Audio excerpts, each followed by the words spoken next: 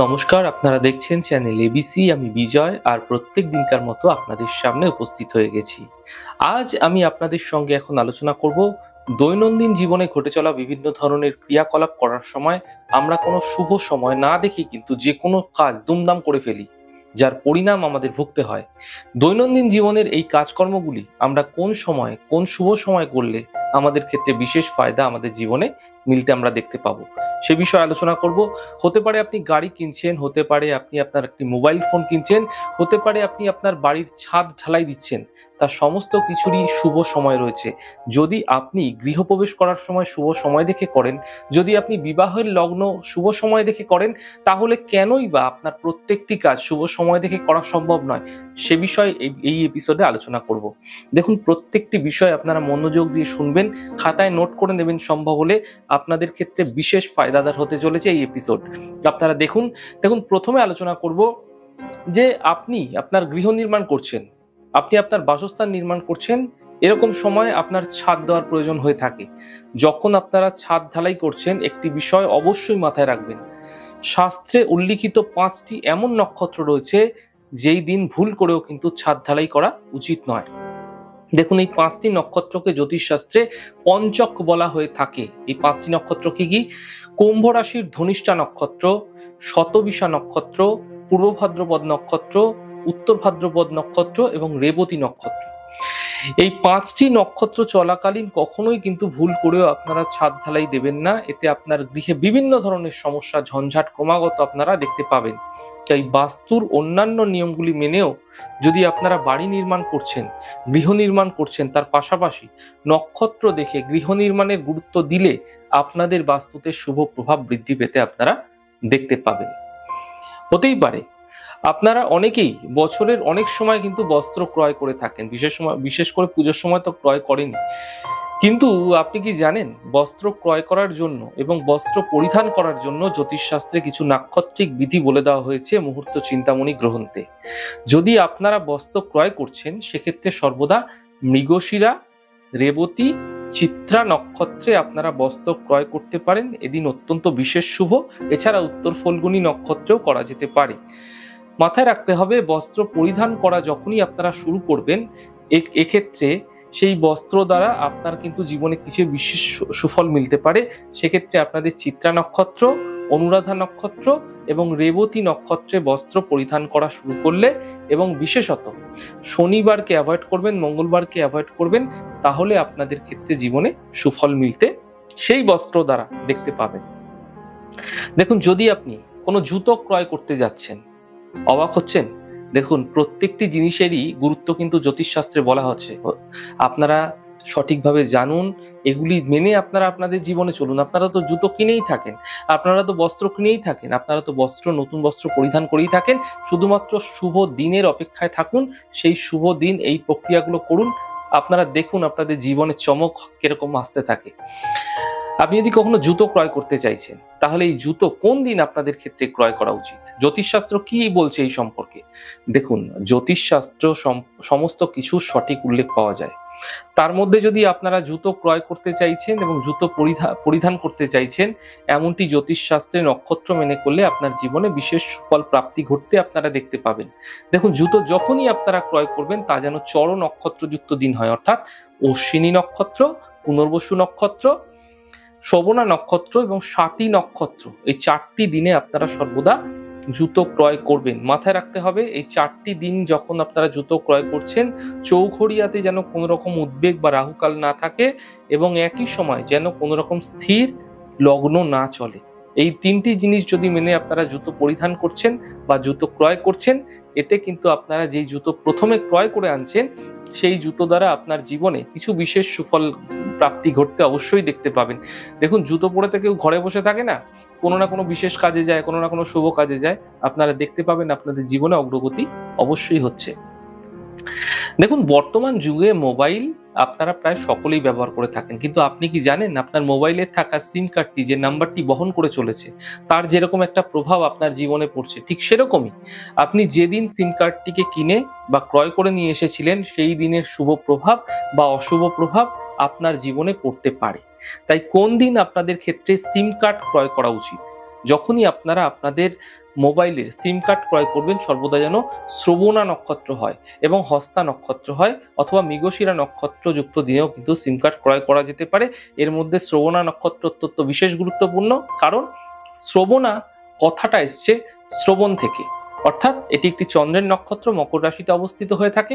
এই নক্ষত্রযুক্ত দিনে যদি আপনারা সিম কার্ড ক্রয় করছেন, অথবা হস্তা অথবা মৃগশিরা নক্ষত্রে করা যেতে পারে।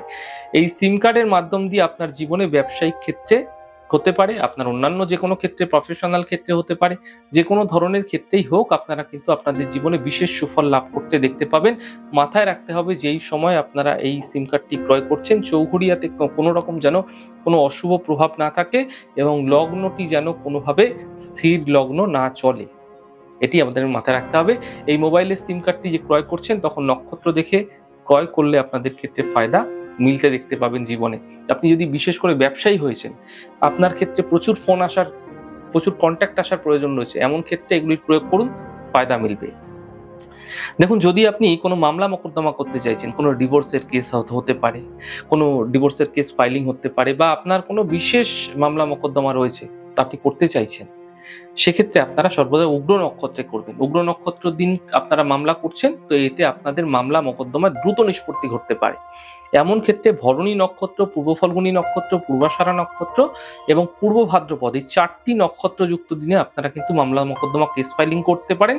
মাথায় রাখতে হবে লগ্ন যেন চর লগ্ন চলে যেই সময় করবেন, এবং এটাও মাথায় রাখতে হবে আপনাদের যে যেই সময় আপনারা কেস ফাইলিং করছে সেই সময় কোনো রকম যেন রাহুকাল বা কোন রকম অশুভ সময় যেন না থাকে, সেইগুলি দেখে আপনারা যদি করছেন, যাতে আপনারা ফায়দা নিষ্পত্তি দ্রুত ঘটতে দেখতে পাবেন।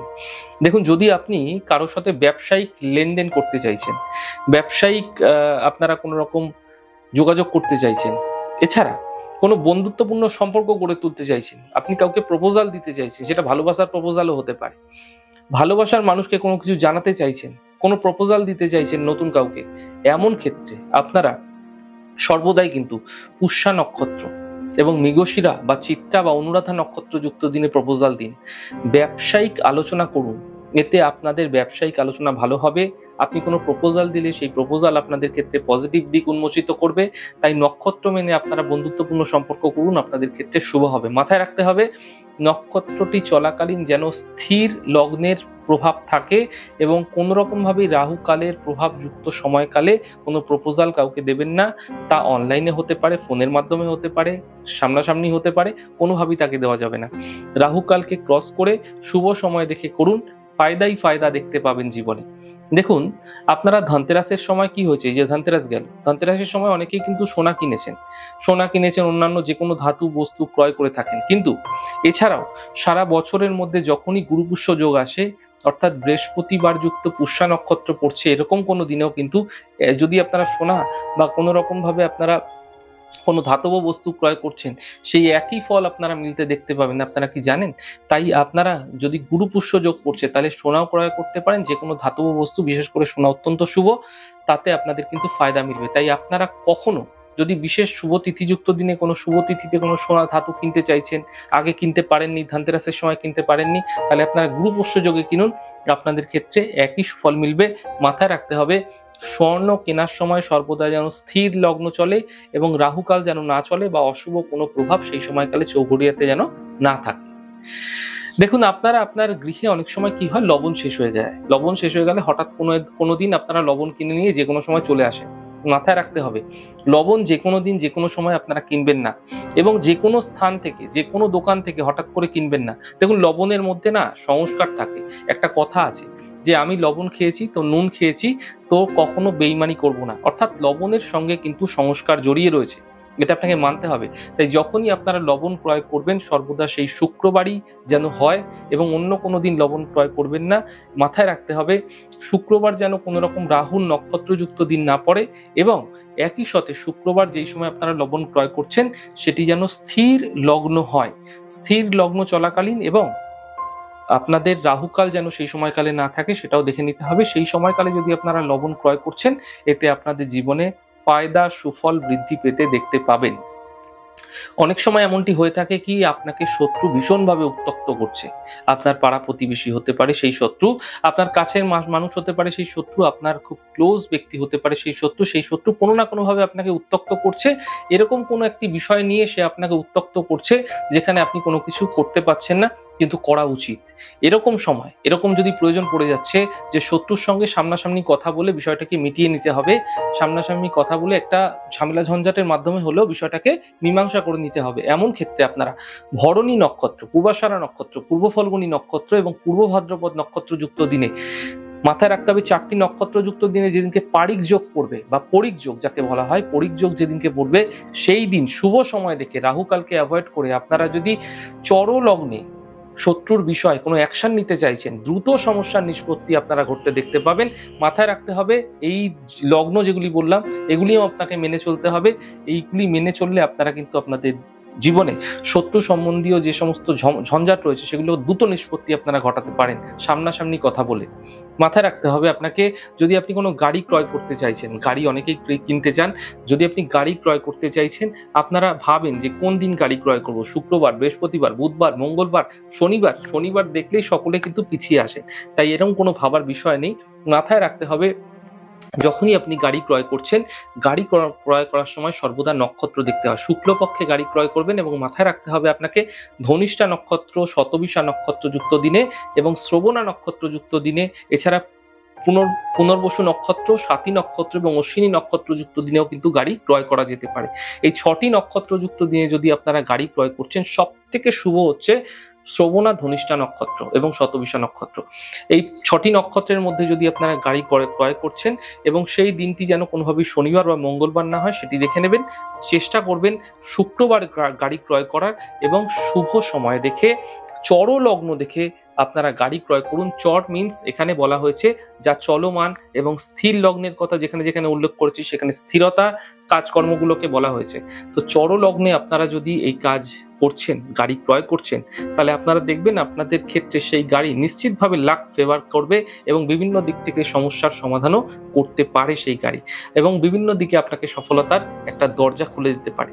তাই এই তিথি মেনে, নক্ষত্র মেনে আপনারা যদি আপনাদের জীবনে প্রত্যেক দিনকার দৈনন্দিন বিভিন্ন ধরনের কাজকর্ম আছে, আর বহু কিছু রয়েছে, সমস্ত কিছু একটি এপিসোডে বলা সম্ভব নয়, সেই কাজগুলি যদি আপনারা করছেন আপনারা দেখবেন আপনাদের জীবনে চমকই চমক দেখতে পাবেন। আর এই ছোট ছোট বিষয়গুলো মেনে চলুন, ফায়দা আপনাদের জীবনে অবশ্যই হবে। জ্যোতিষ তাই বলছে, জ্যোতিষশাস্ত্রের বিভিন্ন নাক্ষত্রিক গণনার মাধ্যম দ্বারা আপনাদের জীবনে আসা সংঘর্ষের এক সমাধান করা যেতেই পারে। এই ছোট ছোট আলোচনাগুলি আপনাদের কিরকম লাগছে অবশ্যই লিখে জানান। যদি ভালো লেগে থাকে সেক্ষেত্রে লাইক করতে, কমেন্ট করতে, সাবস্ক্রাইব এবং শেয়ার করতে বন্ধুদের সঙ্গে ভুলবেন না। অনেক ভালো, সুন্দর, সুস্থ থাকুন। আগামী পর্বে দেখা হবে। নমস্কার।